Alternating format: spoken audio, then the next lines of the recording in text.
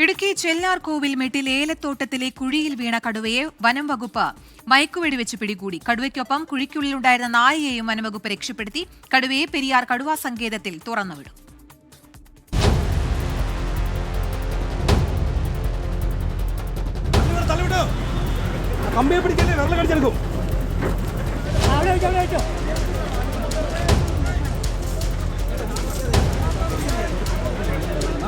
ചെല്ലാർകോവിൽ സ്വദേശി സണ്ണി എന്നാളുടെ ഉടമസ്ഥതയിലുള്ള ഏലത്തോട്ടത്തിലെ 15 അടി താഴ്ചയുള്ള കുഴിക്കുള്ളിലാണ് രാവിലെ 7:30 കടുവയെയും നായയെയും കാണുന്നത്. ഏലത്തോട്ടത്തിനോട് അതിർത്തി പങ്കിടുന്നത് തമിഴ്നാട് വനമേഖലയാണ്. നായയെ വേട്ടയാടുന്നതിനിടെ കടുവ കുഴിയിൽ വീണതെന്നാണ് നിഗമനം. പെരിയാർ കടുവാ സങ്കേതത്തിലെ വനം വകുപ്പ് വെറ്റിനറി ഡോക്ടർ അനുരാജിന്റെ നേതൃത്വത്തിലാണ് മയക്കുവെടി വെച്ചത്.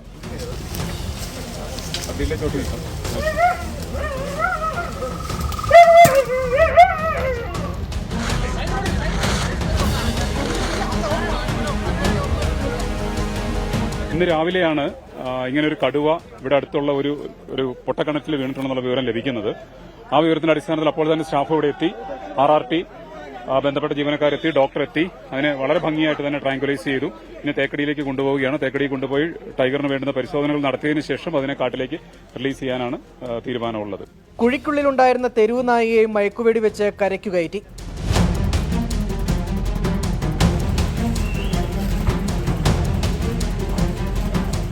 ജനവാസ മേഖലയിൽ കടുവയെത്തിയതിന്റെ ആശങ്കയിലാണ് നാട്ടുകാർ. എൻ്റെ ഒരു മാട്ടും കൂടുണ്ട്. അവിടെ രാവിലെ അതിൻ്റെ നോക്കാനായിട്ട് വന്നപ്പോൾ ഇവിടുന്ന് ഒരു അലർന്ന പോലെ ഒരു സൗണ്ട് കേട്ടു. സൗണ്ട് കേട്ട് എന്താണെന്ന് അറിയാൻ വേണ്ടിയിട്ട് ഞാനിവിടെ കയറി.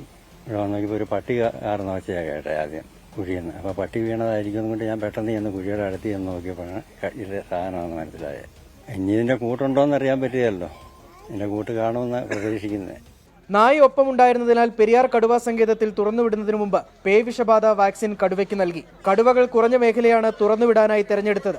സുമിത്തിനൊപ്പം രാഹുൽ വിജയൻ, 24 ഇടുക്കി.